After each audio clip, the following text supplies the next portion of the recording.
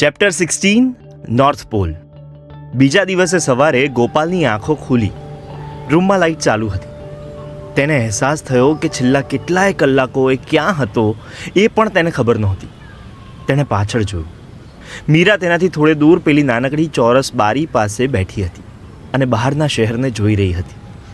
તે કદાચ નીચે જમીન પર ચાદર પાથરીને સૂઈ ગઈ હતી. ગોપાલ બેડમાંથી ઊભો થયો. હજુ સ્નાયુઓ દુખી રહ્યા હતા, પરંતુ શરીરમાં એ સહન કરવાની તાકાત હતી. મીરા બારી બહાર જોતી ઊંડા વિચારોમાં ખોવાઈ ગઈ હોય એવું લાગ્યું. તેણે પૂછ્યું, શું વિચારે છે મીરા? તે ઝબકીને વર્તમાનમાં આવી ગઈ. ગોપાલ સામે હસી પડી. ઊભા થઈને ખૂણામાં પડેલા ટેબલ પરનું પેકેટ લેતી બોલી, કેમ છે તને કાગડા? બંને હસી પડ્યા. ખૂણાનું ટેબલ ખેંચીને તે ગોપાલની સામે બેસી ગઈ અને ગોપાલની આંખોમાં જોવા લાગી. બંને થોડીવાર ચૂપ થઈ ગયા. મીરાની આંખોને ગોપાલ જોઈ રહ્યો અને તેનાથી પૂછાઈ ગયું, તે તારી જે કહાની કહી એમાં પછી શું થયું મને કહે ને. કઈ કહાની? મીરા હસીને બોલી, તારી સાથે તારા પપ્પા અને કાકાએ જે કર્યું અને તું ભાગી અને કૂતરાઓ તને કરડ્યા. આવું કંઈ થયું જ નથી મારી સાથે. તે તરત જ હસીને બોલી, એ તો તને તારી પીડાઓ નાની લાગે ને, એટલે મેં આવું કહેલું. તો એ બધું જૂઠું હતું? ગોપાલને નવાઈ લાગી. હા, મારી લાઈફ ખૂબ જ સીધી સાદી છે અને મારા પપ્પા ખૂબ સારા માણસ છે. અને હું અહીં મુંબઈમાં એકલી શા માટે રહું છું એ બધું પછી કહીશ, પણ પહેલાં તું ઊભો થઈને તારી ધોતી સરખી કર અને બાથરૂમમાં જઈને બ્રશ કર અને તારા માટે નાસ્તો લઈને આવીશું, એ ખાવા લાગ. ચાલ. તે એક સાથે બધું બોલી. ગોપાલ મુસ્કુરાતો તેની આંખો સામે જોવા લાગ્યો. લાંબી ચૂપકીદી પછી ફરી પૂછવા લાગ્યો, કોણ છે તું? કેમ મને આટલી બધી મદદ કરી રહી છે? મીરા તે સવાલના જવાબમાં માત્ર હસી. ગોપાલે મીરાનું બ્રશ અને ટૂથપેસ્ટ લઈને ખૂણામાં બાથરૂમમાં જઈને બ્રશ કર્યું. કદાચ 1 મહિના પછી તેણે આ રીતે બ્રશ કર્યું હશે. અરીસામાં પોતાનો ચહેરો જોયો. કેટલો બદલાઈ ગયો હતો એ! નાનકડી દાઢી અને ઊંડી આંખો તેના ચહેરાને એક વિચિત્રતા આપી રહ્યા હતા. પાછળ ફરીને દંડાના ડાઘ જોયા. ગોપાલ ઘણા સમય પછી નાહ્યો. બાથરૂમ બહાર આવ્યો ત્યારે મીરાએ નવા ખરીદીને લાવેલા કપડાં બેડ પર પડ્યા હતા. શું કરે છે તું મીરા? તે નીચું જોઈને બોલ્યો, તું શા માટે મને મદદ કરી રહી છે? ચૂપચાપ કપડાં પહેરીને નાસ્તો કરી લે ને કાગડા. તે નાસ્તો ખોલતી બોલી. બંને બેસીને પૌવા અને ઇડલીનો નાસ્તો કર્યો. ગોપાલની 2 દિવસની ભૂખને શાંતિ થઈ. શરીરમાં જીવ આવ્યો હોય એવું લાગ્યું. તૈયાર થઈને બંને નીચે આવ્યા અને બુલેટ લઈને શહેરમાં નીકળી ગયા. મીરાએ થોડે દૂર એક જગ્યા ઉપર બુલેટ ઊભું રાખ્યું. એક મોટો, શાંત અને ચોખ્ખો રસ્તો હતો. રસ્તાની એક તરફ વૃક્ષો ઊભા હતા અને બીજી તરફ પહોળી ફૂટપાથ હતી. એ ફૂટપાથ પર પોતાનું બુલેટ ચડાવીને એ બંને નીચે ઉતર્યા. સામે દેખાતા વૃક્ષો નીચે માણસો મોર્નિંગ વોક કરી રહ્યા હતા. કોઈ દોડી રહ્યું હતું તો કોઈ પોતાના કૂતરાને લઈને ફરી રહ્યું હતું. વૃક્ષો પાસે જ એક નાનકડી દિવાલ હતી, જેને જોઈને એ કોઈ ગાર્ડન કે પાર્કની દિવાલ લાગતી હતી. ગોપાલ દૂર ઊભા મીરાને કામ કરતી જોઈ રહ્યો હતો. મીરાએ થોડે દૂર એક ગલ્લાવાળા પાસે જઈને તેની દુકાન નીચે પડેલું મોટું બોક્સ લીધું અને તેને રસ્તાની સામે બાજુએ એક લીમડાના ઝાડ નીચે મૂક્યું. બોક્સમાંથી મોટું કપડું કાઢીને પાથર્યું. અંદરથી પાણીની બોટલ અને અમુક સાધનો કાઢવા લાગી. લીમડાની ફરતે વીંટળાયેલા ઇલેક્ટ્રિસિટીના વાયર સાથે પોતાનું મશીન કનેક્ટ કર્યું. બોક્સમાં પડેલું એક મોટું બોર્ડ કાઢ્યું, ટેટુ વાલી મીરા. ગોપાલ દૂરથી આ બોર્ડ જોઈને હસી પડ્યો. તેને અહેસાસ થયો કે મીરા ટેટુ દોરી આપવાનું કામ કરતી હતી. મીરાએ તેને નજીક બોલાવ્યો અને ગોપાલ જઈને તેની બાજુમાં બેસી ગયો. તો આ મારું કામ છે ગોપાલ સાહેબ, હું ટેટુ આર્ટિસ્ટ છું. તે કહી રહી હતી. ગોપાલને નવાઈ લાગી રહી હતી. તો તને આ કામમાંથી સારી એવી કમાણી થઈ જાય? ગોપાલે પૂછ્યું અને મીરા હસી પડી. કમાણીનો તો તું મારી ભાડાની રૂમની સાઇઝ જોઈને જ અંદાજ લગાવી શકે છે, પરંતુ હું માત્ર પૈસા માટે કામ નથી કરતી ગોપાલ સાહેબ. આ કામ મારું પેશન છે. મતલબ કે તું આ કામ કરીને ખુશ છે? હાસ તો ખૂબ જ ખુશ છું. એકચ્યુઅલી કદાચ આ કામ ન કરતી હોત તો પણ ખુશ હોત. બસ. પછી ગોપાલ ચૂપ થઈ ગયો. પોતાના વિચારોમાં ખોવાઈ ગયો. ત્યાં બેસીને સામેની ભીત સામે જોતો પોતાની જૂની દુનિયામાં ખોવાઈ ગયો. કદાચ પોતાની જાતને પૂછી રહ્યો હતો, ક્યાં પહોંચ્યો છે? જા, ઘરે પાછો જા. તારું પેશન એમ નહીં મળે અને આ મીરા તને સાંજ સુધી જ રાખશે. પછી આ શહેરમાં શું કરીશ? જા ગોપાલ, તારા ઘરે પાછો જા અને કોઈ નોકરી શોધીને ખુશ થવા પ્રયત્ન કર. સમય ભાગી રહ્યો હતો. બપોર થવા આવી હતી અને ગોપાલ હજુ પોતાના ઊંડા વિચારોમાં જ ખોવાયેલો હતો. કદાચ મીરાએ પોતાનું પેશન કહ્યું તેમાં તે ખુદને ફરી કોસવા લાગ્યો હતો. આ સમયમાં મીરા પાસે ટેટુ બનાવવા માટે યુવાનો અને વિદેશથી ફરવા આવેલા માણસોની લાઈન બની ગઈ હતી. મીરાનું ટેટુ બનાવવા માટેનું મશીન સતત ચાલતું હતું અને એ કામમાં એટલી ડૂબી ગયેલી કે જમવાનું ભૂલી ગયેલી, અને એ પણ ભૂલી ગયેલી કે ગોપાલ બાજુમાં બેઠો છે. જ્યારે તેણે બાજુમાં બેસેલા ગોપાલની આંસુ ભરેલી આંખો જોઈ ત્યારે તેને ભાન થયું કે ગોપાલને હવે તેની પીડાઓમાંથી બહાર લાવવો જરૂરી હતો. તેણે બધા માણસોને થોડે દૂર બેન્ચ પર રાહ જોવા કહ્યું અને પછી સામેની ભીંત સામે જોઈને બેસી રહેલા ગોપાલની સામે જોઈ રહી. ધીમેથી ગોપાલના હાથને સ્પર્શ કર્યો. ગોપાલ ચમકી ગયો અને તેને પણ વર્તમાનનો અહેસાસ થયો. મીરા તેની સામે મુસ્કુરાઈ રહી હતી. ગોપાલની આંખમાંથી એક આંસુ નીકળી ગયું. એ આંસુ જોઈને મીરા તેની વધુ નજીક બેઠી અને પછી ગોપાલને ધીમેથી પોતાની બાહો ફેલાવીને ભેટી પડી. મીરાની બાહોમાં પોતાની આંખો બંધ કરી ગોપાલના આંસુ અને શબ્દો વહી પડ્યા. મને નથી ખબર પડતી હું આ દુનિયામાં શું કરીશ મીરા. ઘરે ભાગી જવાના વિચારો આવે છે. મારી અંદરનો હારી ગયેલો માણસ મને કોસી રહ્યો છે. પ્લીઝ મને મદદ કર મીરા. મીરાએ શબ્દો સાંભળી રહી. ગોપાલની પીઠ પર હાથ ફેરવવા લાગી. થોડી ક્ષણો સુધી કશું જ બોલી નહીં અને પછી ધીમેથી ગોપાલને થોડો દૂર કરી તેનો જમણો હાથ લઈ કાંડાની નજીક એક ભીનું કપડું ફેરવવા લાગી. ગોપાલને કશું સમજાયું નહીં કે તે શું કરી રહી હતી. તે બસ તેને જોઈ રહ્યો. થોડી વાર પછી મીરાએ ચૂપચાપ પેલું ટેટુ દોરવાનું મશીન ચાલુ કર્યું અને ગોપાલના જમણા હાથની કોણી પાછળ થોડે ઉપર તાકી રહી. ગોપાલને અહેસાસ થયો કે તે ત્યાં કોઈ ટેટુ બનાવવાની હતી. તે શા માટે કરી રહી હતી તેની તેને ખબર નહોતી, પરંતુ ગોપાલ બસ મીરાના ચહેરાને અને હાથ પર તાકી રહેલી આંખોને જોતો રહ્યો. જ્યારે મીરાએ મશીન ચામડીને ઘસવાનું શરૂ કર્યું ત્યારે દર્દ થયું, પરંતુ ગોપાલ મીરાના કામમાં ડૂબેલા ચહેરાને જોવામાં ડૂબી ગયો હતો. થોડી જ મિનિટમાં મીરાએ ઊંચે જોયું. મશીન બંધ થયું. મીરા હસીને ગોપાલ સામે કશું કહી રહી હતી. ગોપાલે કોણી પાછળ જોયું. ત્યાં કાળા રંગથી 2 શબ્દો લખેલા હતા, ઇટ્સ ઓકે. બસ થોડી ડિઝાઇન સાથે લખેલા આ 2 શબ્દો જ્યારે ગોપાલે વાંચ્યા ત્યારે કદાચ તે પોતાની જાત સાથે જ વાતો કરતો હોય તેમ અનુભવ્યું. It's okay. જાણે એ શબ્દો કહી રહ્યા હતા કે તે જે પણ પરિસ્થિતિમાંથી પસાર થઈ રહ્યો છે તે સત્ય હશે, છતાં ઇટ્સ ઓકે. તે દુઃખી છે અને આવતીકાલ તેની ક્યાં હશે એ પણ તેને ખબર નથી, છતાં ઇટ્સ ઓકે. માત્ર આ 2 શબ્દો જાણે કેટલોય ભાર ઓછો કરી રહ્યા હતા. એક અજીબ શાંતિ આપી રહ્યા હતા. ગોપાલે મીરા સામે જોયું. મીરાએ હસીને ગોપાલના વાળમાં હાથ ફેરવ્યો અને પછી કહેવા લાગી, એ તને જ્યારે ખૂબ જ દુઃખ આવી પડે, લાઈફમાં શું કરવું એ ખબર ના પડે, એકલતા લાગે કે બધું અસહ્ય બની જાય, ત્યારે આ કોણી પાછળના શબ્દો વાંચીને પોતાની જાતને કહી દેવાનું, ઇટ્સ ઓકે. ગોપાલને ફરીથી મીરાને ભેટી પડવાનું મન થયું. ગોપાલ, મને એક પ્રોમિસ આપીશ? બોલ ને. આ ઇટ્સ ઓકે શબ્દ છે ને, એ હવે પછી તું માત્ર એક જ વાર વાંચીશ, એ પણ એવા સમયે જ્યારે તને મારે હાથ પકડીને દેખાડવું ન પડે. ગોપાલ હસી પડ્યો. પ્રોમિસ. જા. આ અહીં લખેલું છે એ પણ યાદ નહીં રહે, તે બોલ્યો. સાંજ સુધીમાં કેટલાય માણસો મીરાની આ નાનકડી જગ્યા પર આવ્યા. મીરા ટેટુ બનાવતી જતી હતી, માણસો સાથે વાતો કરતી હતી.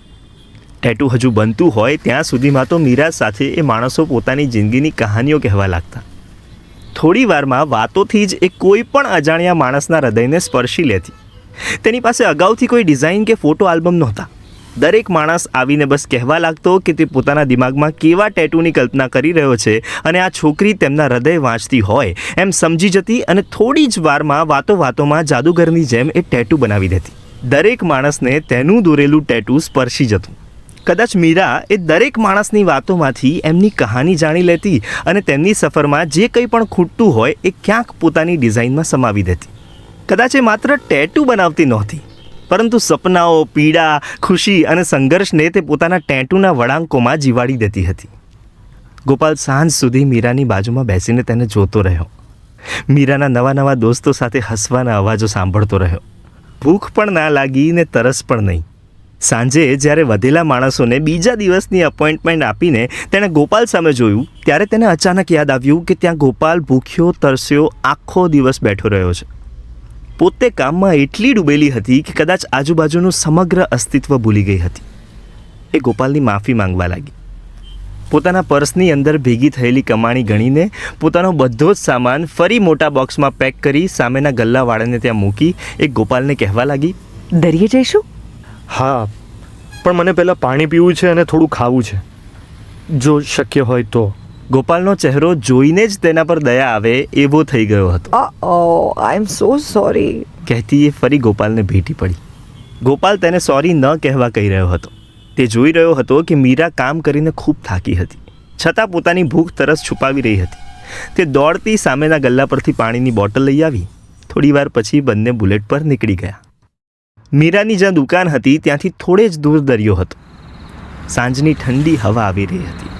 દૂર બુલેટ પાર્ક કરીને મીરા ગોપાલનો હાથ પકડીને કિનારા પરની નાનકડી ચારે તરફથી ખુલ્લી રેસ્ટોરાં પાસે લઈ ગઈ.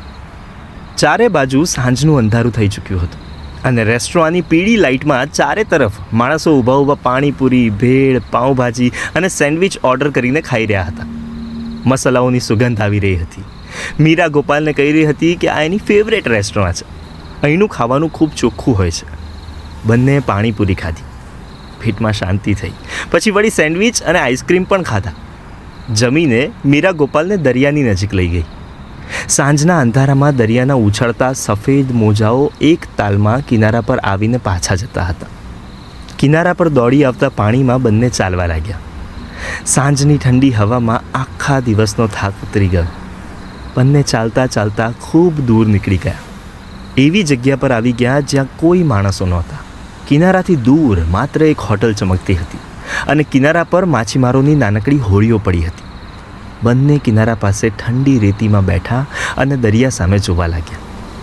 દરિયાના અવાજ સામે બંને ચૂપ થઈ ગયા. થોડી વાર સુધી કોઈ કશું જ બોલ્યું નહીં. બંને પોતપોતાની દુનિયામાં જાણે ખોવાઈ ગયા હતા. છેવટે પૂરું અંધારું થઈ ગયું ત્યારે ગોપાલે મીરા સામે જોયું.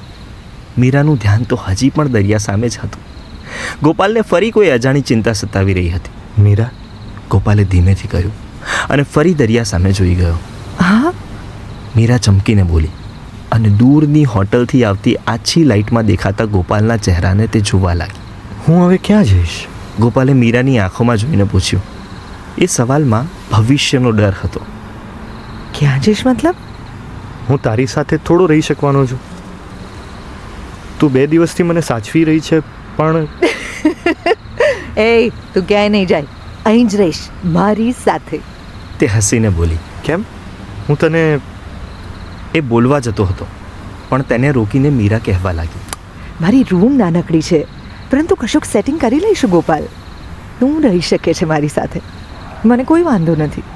ગોપાલને શબ્દો સાંભળીને મીરાને ફરી ભેટી પડવાની ઈચ્છા થઈ. બંને ફરી ચૂપ થઈ ગયા. દરિયો બોલ્યા કરતો હતો. દરિયાનો ઠંડો પવન બંનેને પોતપોતાની યાદોમાં લઈ ગયો હતો. મને દરિયો ખૂબ જ ગમે છે, મીરા બોલી. ગોપાલને ખબર ના પડી કે તે શા માટે બોલી. મને પણ. ગોપાલે પણ મીરાની જેમ દરિયા સામે જોઈને જ જવાબ આપ્યો. પણ મને મારી રૂમ નથી ગમતી. મને તો ખૂબ સારી લાગી. ગોપાલે પોતાનો જવાબ આપ્યો. મને ત્યાં ઘણી બધી વાર એકલું લાગતું, લાઈફ વ્યર્થ લાગતી. મીરા દરિયા સામે જોતી બોલી અને ગોપાલને નવાઈ લાગી, છતાં તે પોતાની વાત કહેતો ગયો. મને આખી દુનિયામાં એકલું લાગે છે. લાઈફ ક્યારેય યોગ્ય નથી લાગી. તે બોલ્યો. મારું સપનું છે, મારે જંગલમાં રહેવું છે. હું હમણાં જ જંગલવાળો પ્રયોગ કરીને નાગો બાવો બનેલો હતો. ગોપાલ બોલ્યો અને મીરા હસી પડી. મારે નાગા બાવા નથી બનવું ગોપાલ. મને આ શહેર મરેલું દેખાય છે. ચારે તરફ સિમેન્ટ પથ્થરની ઇમારતોનું જંગલ મને નથી ગમતું યાર. બધું નિર્જીવ છે, બધું માણસનું બનાવેલું. મને ગુસ્સો આવે છે. અહીં માણસો પણ... 2 દિવસમાં હું પહેલી વાર તારા મોઢામાંથી કોઈ ફરિયાદ સાંભળી રહ્યો છું મીરા. હા, અંતે તો હું પણ માણસ જ છું ને. તે બોલી. ના, પણ તારી વાત સાચી છે. મને પણ એમ થાય કે ક્યાંક જંગલ વચ્ચે નાનકડી ઝૂંપડી બનાવીને હું રહું, આ ધૂળ ધુમાડાની દુનિયાથી દૂર. હા, એ જ. હું તો એ ઈચ્છા એક દિવસ પૂરી કરીશ જ. હું બની શકે તો મદદ કરીશ. ગોપાલે કહ્યું અને ફરી બંને લાંબા સમય સુધી ચૂપ થઈ ગયા. રાત્રિના 9 વાગ્યા હશે અને ઠંડો પવન હવે બંનેને ધ્રુજાવી રહ્યો હતો. ચાલ. કહીને મીરા ઊભી થઈ. ગોપાલ તેની પાછળ ઊભો થયો, પરંતુ કિનારાથી દૂર પડેલા બુલેટ તરફ પાછા જવાને બદલે મીરા તેમનાથી થોડે દૂર રેતીમાં પડેલી એક હોડી પાસે ઊભી રહી ગઈ. ત્યાં પૂરું અંધારું હતું. મીરા હોડીની એક બાજુ લટકતું મોટું ટાયર પકડીને ધાર પર ચડી ગઈ. ગોપાલને કશું સમજાયું નહીં, પરંતુ તે પણ હોડી પર ચડીને મીરાની બાજુમાં ઊભો રહ્યો. બંને ચારે તરફ જોયું. આસપાસ કોઈ હતું નહીં. મીરા હોડીની અંદર ઉતરી અને વચ્ચેની પહોળી જગ્યામાં નીચે બેસી ગઈ. ગોપાલ પણ તેની અંદર તેની બાજુમાં બેસી ગયો. અહીંથી હવે દરિયો દેખાતો નહોતો. ઉપર ટમટમતા તારાઓથી ભરેલું આકાશ ચમકી રહ્યું હતું. બંને કેટલીય ક્ષણો સુધી આકાશને અને એની ભવ્યતાને જોતા રહ્યા. હવે ઠંડી લાગતી નહોતી. કદાચ મીરા ઠંડી હવાથી બચવા માટે જ ગોપાલને અહીં લેતી આવી હતી. બાળપણમાં આવી કોઈ જગ્યાએ છુપાઈ જતા તો કેવો રોમાંચ થતો હતો નહીં? તે ગોપાલને પૂછી રહી હતી. હા, મને તો અત્યારે પણ થાય છે. ગોપાલ બોલ્યો અને ત્યાં જ સૂઈ ગયો. તેને જોઈને મીરા પણ તેની બાજુમાં સૂઈ ગઈ. બંનેની આંખો આકાશની ચાદર સામે સ્થિર થઈ ગઈ. ગોપાલને 2 દિવસ પહેલાં પીઠ પર પડેલા પોલીસના દંડાની પીડા અત્યારે મહેસૂસ થઈ રહી હતી, પરંતુ તે મીરા સાથે વાતોમાં ઓછી થતી જતી હતી. મને રાત્રિના આકાશમાં ખડતા તારા જોવાનું ખૂબ જ ગમે. મીરા બોલી. મને પણ. ગોપાલે કહ્યું.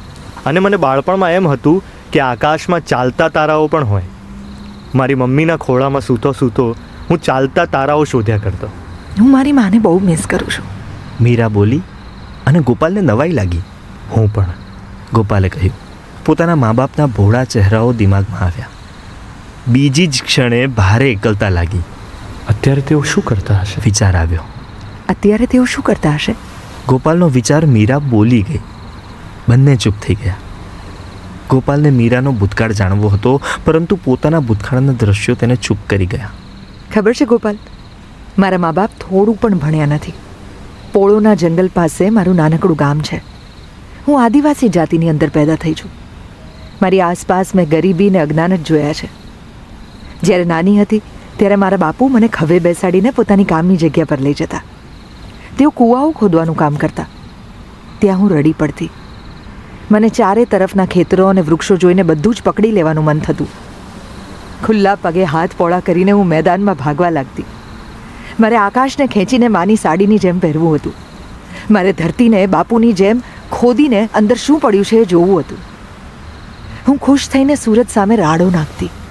મારે સૂરજને મારી આંખમાં ભરી લેવો હતો.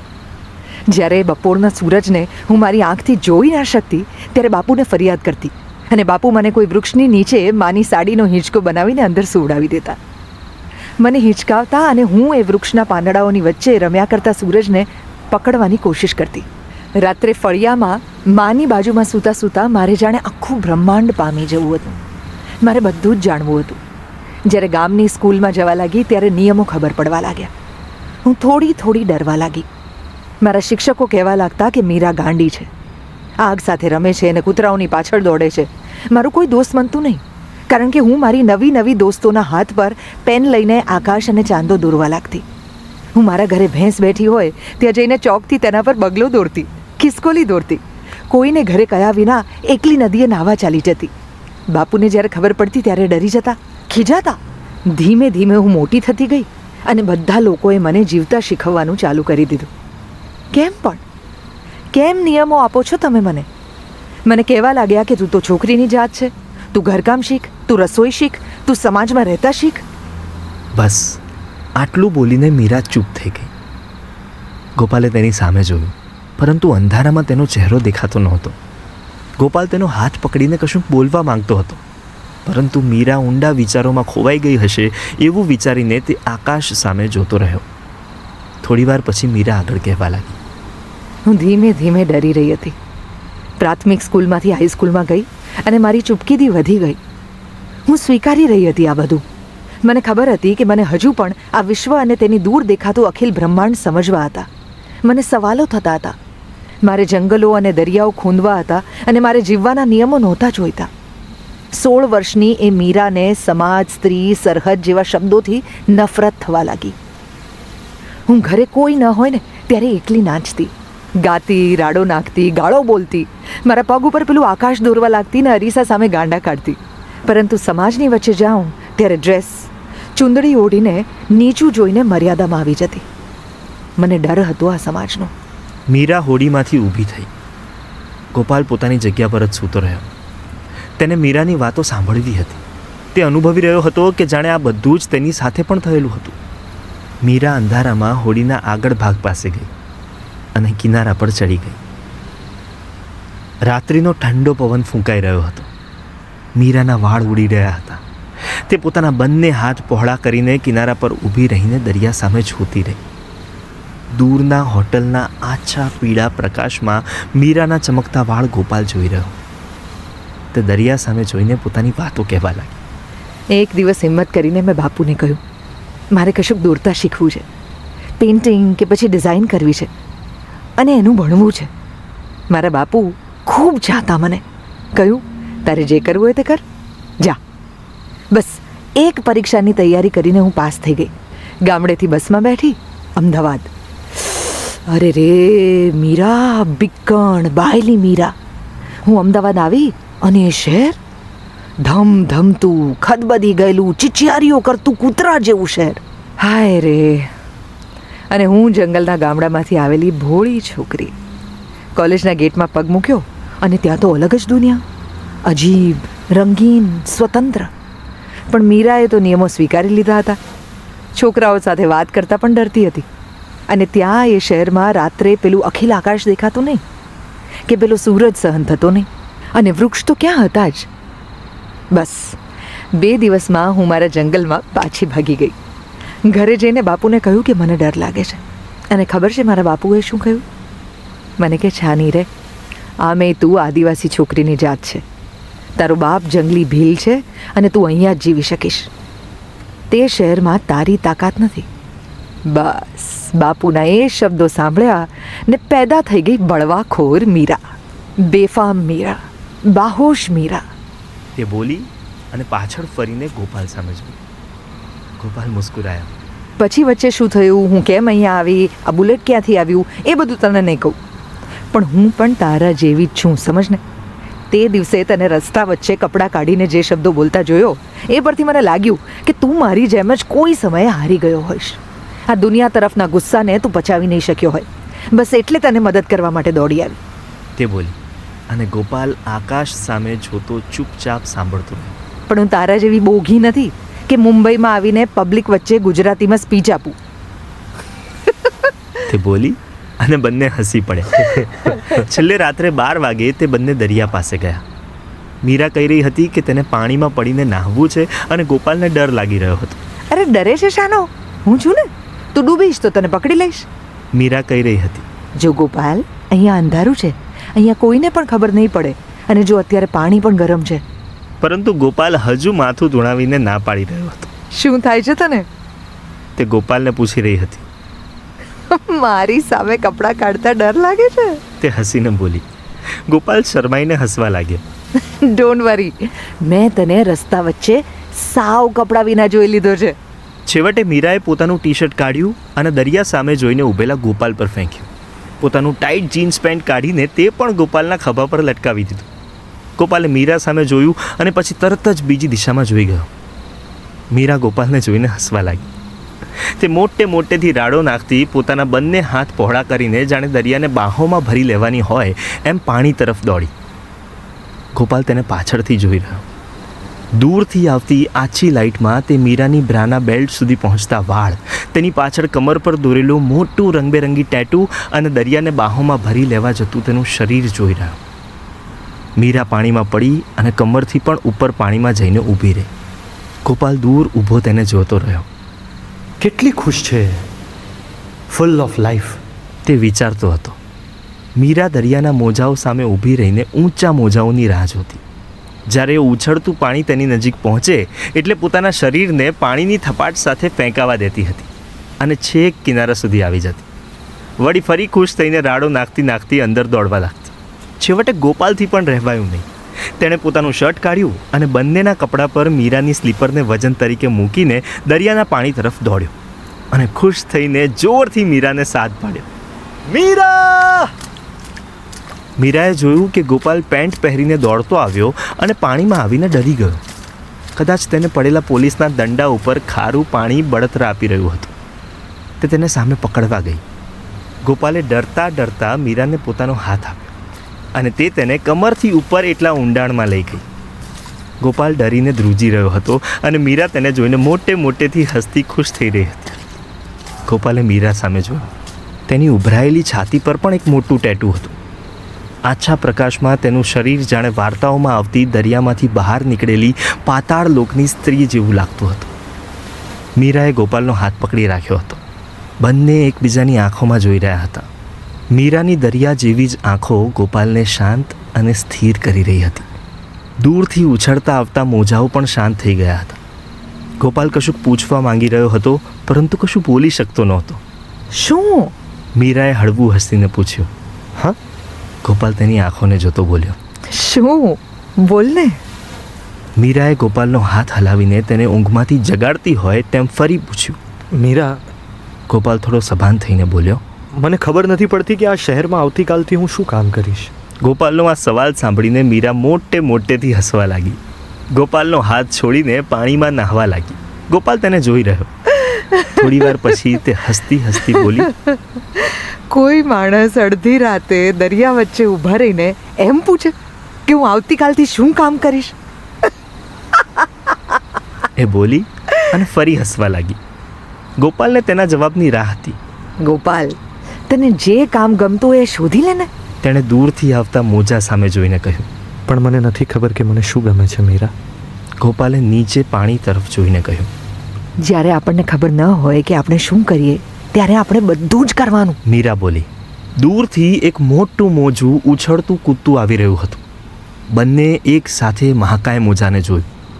ગોપાલના હૃદયમાં એ કદાવર ફૂંફાડા મારતા મોજાને આવતા જોઈને ધ્રાસકો પડ્યો. પગમાં જીવ ના રહ્યો. તરત જ બંને એકબીજા સામે જોયું. મીરા ગોપાલથી થોડી દૂર ઊભી હતી. ગોપાલે ડરને લીધે પોતાનો હાથ મીરા તરફ લંબાવ્યો અને મીરાએ પણ પાણીમાં ગોપાલ તરફ હાથ લંબાવીને ચાલવાની કોશિશ કરી. ત્યાં જ એ ભયાનક મોજું એ બંનેની ઉપર ફરી વળ્યું અને બંનેને ઊંચા કરીને પોતાના વિકરાળ મોઢામાં પકડી લીધા. ગોપાલે જોરથી રાડ નાખી. મીરા! ત્યાં તો ગોપાલ પાણીની અંદર ડૂબી રહ્યો હતો. આંખો ફાટી રહી હતી. ખારું પાણી આંખોમાં ઘૂસ્યું અને મોઢું ખુલતાની સાથે જ તેના મોઢામાં પાણી ઘૂસી ગયું. શ્વાસ બંધ થઈ ગયો અને પોતે પાણીના કાળા અંધકારમાં ઉપર નીચે ફંગોળાવા લાગ્યો.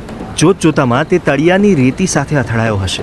તે ફરી સપાટી પર આવ્યો અને નાક મોઢામાંથી પાણી બહાર આવ્યું અને ફરી તે પાછો તળિયા તરફ ફેંકાઈ રહ્યો હતો અને પાછળથી મીરાએ તેનો હાથ પકડીને ખેંચ્યો અને તે ફરી સપાટી પર આવ્યો અને ફાટેલી આંખો સાથે ફરી નાક મોઢામાંથી પાણી બહાર આવ્યું. મીરાએ તેને ઊંચકી લીધો હતો અને તે હસી રહી હતી. ગોપાલથી શ્વાસ લેવાયો. ભાન આવ્યું અને મીરા સામે ઊભેલી દેખાઈ. બસ થોડી જ સેકન્ડમાં જો મીરાએ તેને પકડ્યો ન હોત તો તે અંદર ખેંચાઈ ગયો હોત તેવો ડર ગોપાલના હાંફી રહેલા ચહેરા પર દેખાઈ રહ્યો હતો. તેણે મીરાને પૂરી તાકાતથી પકડી હતી અને મીરા હજુ હસી રહી હતી અને મોટેથી ગોપાલને કશું કહી રહી હતી. તારે શું કરવું છે ગોપાલ? શું કરવું છે? તે ગોપાલના કાન પાસે પૂછી રહી હતી. ગોપાલના કાનમાં પાણી ઘૂસી ગયું હતું, છતાં તેને આ સવાલ સંભળાઈ રહ્યો હતો. ધીમે હાંફતા તે કિનારા તરફ જવાનો ઈશારો કરી રહ્યો હતો અને મીરા તેને ઊભો રાખીને પૂછી રહી હતી. ગોપાલ, તું કદાચ પાણીમાં ડૂબીને મરી ગયો હોત તો મરતા પહેલા તારે કેવું કામ કરવું તું? ગોપાલને સમજાતું નહોતું, પરંતુ તે થોડો સભાન થયો અને ખાંસીને લીધે પેટમાં ગયેલું પાણી બહાર આવી ગયું ત્યારે તે શું એટલું જ પૂછી શક્યો. અને મીરા ફરી પૂછી રહી હતી. જો, બીજું એક મોટું મોજું આવી રહ્યું છે. તું ફરી ડૂબવાનો છે. જલ્દી બોલ, તારે મરતા પહેલા એવું કયું કામ કરવું છે કે જે તને ખુશી આપે? ગોપાલ હવે સવાલ સમજ્યો હતો. તેણે ડરેલા ચહેરા સાથે દૂર દરિયા સામે જોયું અને બીજું મોજું આવી રહ્યું હતું. તેણે ડરીને મીરા સામે જોયું. મીરા હસી રહી હતી. મોજું નજીક આવ્યું અને ગોપાલ ઝડપથી મીરાની નજીક જઈને તેની બાહોમાં વળગી પડ્યો. મીરાએ ચૂપચાપ તેને પોતાની છાતી સાથે જકડી રાખ્યો અને પેલું મોજું નજીક આવીને બંનેના ગળા સુધી આવીને શાંત થઈને ફેલાઈ ગયું. ગોપાલ તો પોતાની આંખો બંધ કરીને ડરથી મીરાને ચોંટી ગયો હતો. તેને કદાચ ખબર હતી કે મીરા તેને આ વખતે ડૂબવા નહીં દે. એવું કયું કામ છે કે જે તારે મરતા પહેલા કરવું છે? મીરા ગોપાલની પીઠ પર હાથ ફેરવતી બોલી. ગોપાલને સમજાયું હતું. તે થોડીવાર કશું બોલ્યો નહીં અને પછી મીરાથી દૂર થઈ નીચું જોઈને કહ્યું, નથી ખબર, મને નથી ખબર. મારે મરતા પહેલા જીવવું છે. મીરા તેને સાંભળી રહી. તેને જાણે અહેસાસ થયો કે આ માણસને ખરેખર પોતાનું ગમતું કામ ખબર જ નહોતી. આ માણસને પોતાનો જીવ જાય એ પહેલાં કોઈ પૂછે કે તારે છેલ્લી ક્ષણોમાં શું કામ કરવું છે તો તેનો જવાબ જ નહોતો. તેને ગોપાલના નિરાશ અને ડરેલા ચહેરાને જોઈને એક અનુભૂતિ થઈ કે આ વ્યક્તિને પોતાનું ગમતું કામ ખબર નથી, પરંતુ જીવી લેવું છે અને હજુ હાર્યો નથી. ચૂપચાપ ધીમે ધીમે તે ગોપાલનો હાથ પકડીને કિનારા તરફ આવી. બંને કશું જ બોલ્યા વિના કપડાં પહેરી લીધા. ગોપાલ હજુ હાંફી રહ્યો હતો અને ઊંડા ઉબકા કરી રહ્યો હતો. થોડી વારે તેને ગળામાંથી પાણી નીકળી રહ્યું હતું. મીરા જલ્દીથી કપડાં પહેરતી ગોપાલની બાજુમાં જઈને તેની પીઠ પર હાથ ફેરવવા લાગી. ઉબકા કરતા ગોપાલને જોઈ તે આઈ એમ સોરી કહી રહી હતી. થોડીવાર પછી ગોપાલ શાંત અને સ્વસ્થ થઈ ગયો હતો. તે બંને ચાલતા બુલેટ પાસે આવી ગયા. રાત્રિના 2 વાગી ગયા હતા. ઠંડો પવન આવી રહ્યો હતો. મીરા સડસડાટ બુલેટ ચલાવી રહી હતી અને ગોપાલ પાછળ બેસીને હજુ સ્વસ્થ થઈ રહ્યો હતો. સુમસામ રસ્તાઓ પર કોઈ વાહન હતા નહીં અને હાઈવે પર બુલેટનું લીવર વધારીને મીરા ઠંડા પવનમાં મોટેથી ખુશીની રાડો નાખી રહી હતી. ગોપાલ પાછળ બેસીને હસી રહ્યો હતો. થોડી વારમાં ઘણી બધી ઘટનાઓ બની જતી હતી. હમણાં જ પાણીમાં ડૂબેલો ગોપાલ હવે મીરાની પાછળ બેસીને ઠંડી હવામાં પોતાના બંને હાથ પહોળા કરી નવા અવાજો કરતો ખુશ થતો હતો. બંને એકલા ખુશ થઈને હસી રહ્યા હતા. તેઓ એપાર્ટમેન્ટના પાર્કિંગમાં પહોંચ્યા ત્યારે મીરાએ ગોપાલને કહ્યું, માણસ મરવાની ક્ષણ ઉપર ઊભો હોય ને ત્યારે તેનું હૃદય બોલી જતું હોય છે કે તેને જીવતા રહીને શું કામ કરવું છે, પરંતુ તને સાચે જ ખબર નથી કે તારું પેશન શું છે. તારે બસ જીવવું છે. તે હસી રહી હતી. એટલે જ તો તને પૂછતો હતો. ગોપાલે કહ્યું. મને ના પૂછ, તારી અંદર જો. બંને લિફ્ટમાં ઉપર ગયા.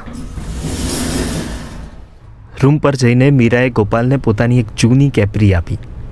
બાથરૂમમાં જઈને ગોપાલ નાહી આવ્યો અને મીરાની કેપરી પહેરી. મીરા હજુ નાહી રહી હતી ત્યાં તો તે થાકને લીધે જમીન પર સૂઈ ગયો હતો.